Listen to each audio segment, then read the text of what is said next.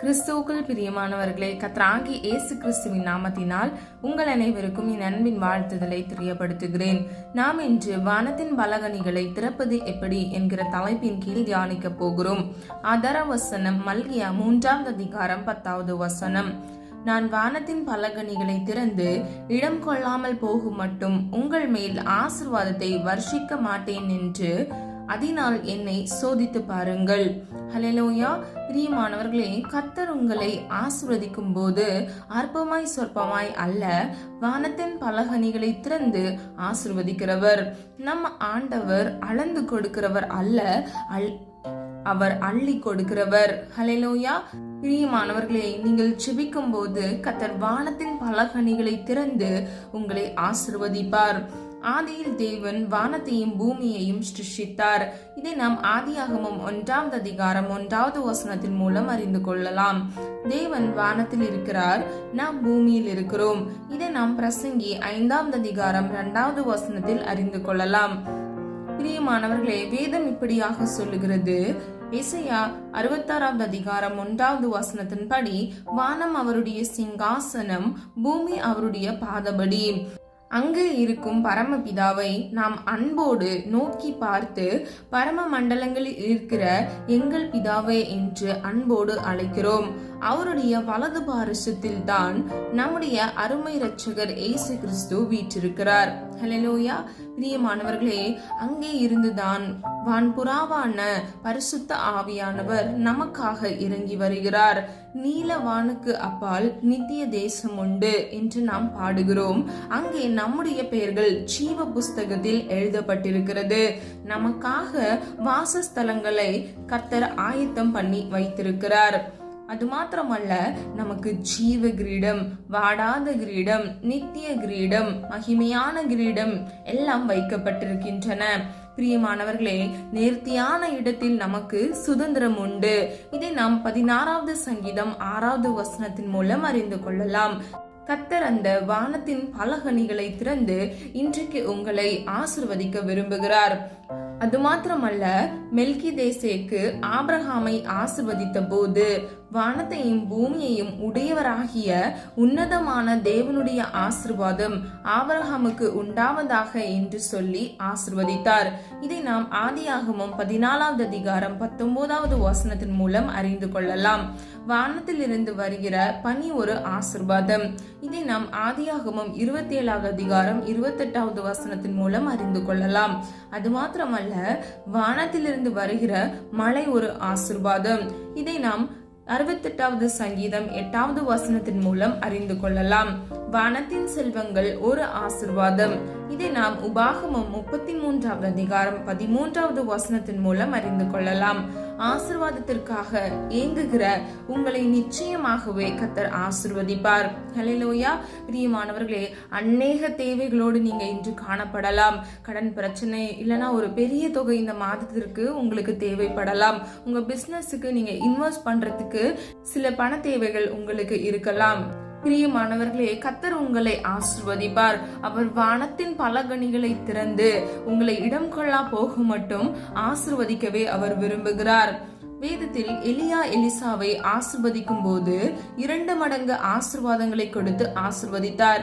இதை நாம் 2 ராஜாக்கள் 2 அதிகாரம் 9வது வசனத்தில் அறிந்து கொள்ளலாம்.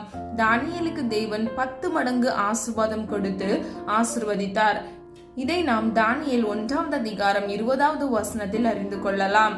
பிரியமானவர்களே, தானியேலுக்கும் எலிசாவுக்கும் மாத்திரமல்ல, கர்த்தர் உங்களுக்கும் எனக்கும் கூட இப்படிப்பட்ட ஆசீர்வாதத்தையே கொடுக்க விரும்புகிறார்.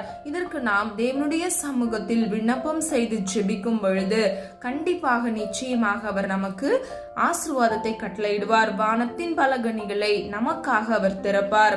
ஹல்லேலூயா. நல்ல நிலத்தில் விதை விதைக்கும் போது 30 மடங்கு, 60 மடங்கு, 100 மடங்கு பலன் பெறுகிறார்கள். இதை நாம் மத்தேயு 13 அதிகாரம் 8வது வசனத்தில் அறிந்து கொள்கிறோம். ஈசாக்கு 100 மடங்கு பலன் அடைந்தான்.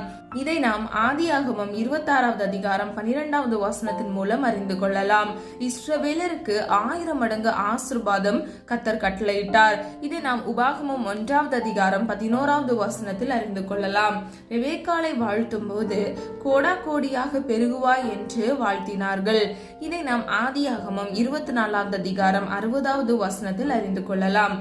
ஆனால் இங்கு அதற்கு மேலுள்ள ஒரு ஆசிர்வாதம் தான் வானத்தின் பலகணிகளை திறந்து ஆசிர்வதிக்கும் ஆசிர்வாதம். பிரியமானவர்களே, வெள்ளியும் பொன்னும் அவருடையது, பூமியும் அதன் நிறைவும் உலகமும் அதன் குடிகளும் கர்த்தருடையவைகள், வானத்து பறவைகளும் மிருக ஜீவன்களும் கர்த்தருடையது. அவரை போல ஐஸ்வர்ய சம்பன்னர் வேறு ஒருவரும் இல்லை. ஹல்லேலூயா. பிரியமானவர்களே, ஒரு தேவ மனிதர் இருந்தார். அவர் பெயர் ரெய்னார்ட் போங்கே. அவர் சுவிசேஷ பணியை கர்த்தருக்காக தீவிரமாக செய்து வந்தார். ஆனால் அவருடைய வாழ்க்கையில் ஊழியத்தின் ஆரம்பத்தில் வறுமை இருந்தது. அவரை வாட்டியது, வதைத்தது. அவருடைய வீட்டு வாடகைக்கான 300 ரூபாவை கொடுக்க அவரிடத்தில் பணமில்லை. உள்ள முடைந்து ஜெபித்த போது கர்த்தர் அவரிடம் பேசினார். நான் உனக்கு 300 ரூபாய் அல்ல 3 கோடி ரூபாய் தரப்போகிறேன் என்றார். வானத்தின் பலகணிகளை திறந்து ஆசீர்வதிப்பேன் என்று ஆண்டவர் சொன்னபோது அவருடைய உள்ளம் பரவசம் அடைந்தது. என்றாலும் ரூபாவை பார்க்கிலும் ஆத்துமாக்கள் விலையேற பெற்றது என்று அவர் எண்ணி, ஆகவே தேவனே 3 கோடி ரூபாய்க்கு பதிலாக 3 கோடி ஆத்துமாக்களை தாரும் என்று கேட்டு அவர் ஜெபித்தார். பிரியமானவர்களே, பரலோகம் என்பது பெரிய சூப்பர் மார்க்கெட் போல நீங்க எண்ணிக்கொள்ளலாம். அது ஒரு பண்டக சாலை போன்றது. ஆவி ஆத்துமா சரீரத்திற்கு வேண்டிய அத்தனை பொருட்களும் அங்கு நிரம்பி இருக்கின்றன. ஆவிக்குரிய ஆசீர்வாதங்களும் உன்னதத்துக்குரிய ஆசீர்வாதங்களும் பரலோகத்தில் நிரம்பி இருக்கிறது. உங்களுக்கு சுகம் வேண்டுமா, விடுதலை வேண்டுமா, ஆறுதல் வேண்டுமா, கர்த்தர் வானத்தின் எந்த பகுதியை உங்களுக்கு திறக்க வேண்டும் என்று சொல்லுங்கள். அவருடைய சமூகத்தில் நீங்கள் ஜெபியுங்கள். வரங்களையும் வல்லமைகளையும் அபிஷேகத்தையும் கொடுக்கும்படி கர்த்தர் வானத்தின் பலகணிகளை உங்களுக்கு திறப்பார். நீங்கள் முதலாவது தேவனுடைய ராஜ்யத்தையும் அவருடைய நீதியையும் தேடும் பொழுது மற்ற எல்லாவற்றையும் கர்த்தர் உங்களுக்கு கூட்டிக் கொடுப்பார் என்று வேதம் சொல்லுகிறது. இதை நாம் மத்தேயு 6வது அதிகாரம் 33வது வசனத்தின் மூலம் அறிந்து கொள்ளலாம். பிரியமானவர்களே, முதலாவது தேவனுடைய ராஜ்யத்தை நாம் தேட வேண்டும்.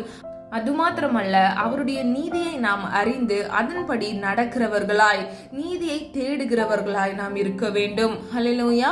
அப்பொழுது நம்முடைய வாழ்க்கையில் கர்த்தர் ஆசீர்வாதத்தை, நமக்கு தேவையான எல்லாவற்றையும் அவர் கூட்டி கொடுக்கிறவராகவே இருக்கிறார்.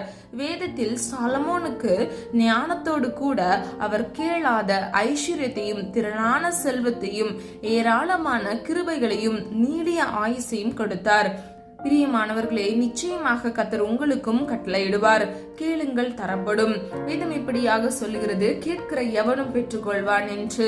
அப்போ பிரியமானவர்களே, நீங்க ராஜ்யத்தை தேடி நீதியின் பாதையை அறிந்து நீதியில் நடக்கும் பொழுது கர்த்தர் நிச்சயமாக உங்களுக்கு வானத்தின் பலகணிகளை திறந்து இடம் கொள்ளா போகும் மட்டும் உங்களை ஆசீர்வதிப்பார்.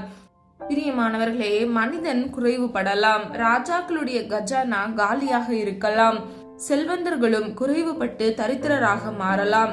ஆனால் ராஜாதி ராஜாவும் கர்த்தாதி கர்த்தாரும் ஆகிய தேவனுடைய ஐஸ்வர்யங்கள் ஒருபோதும் குறைவுபடுவதே இல்லை.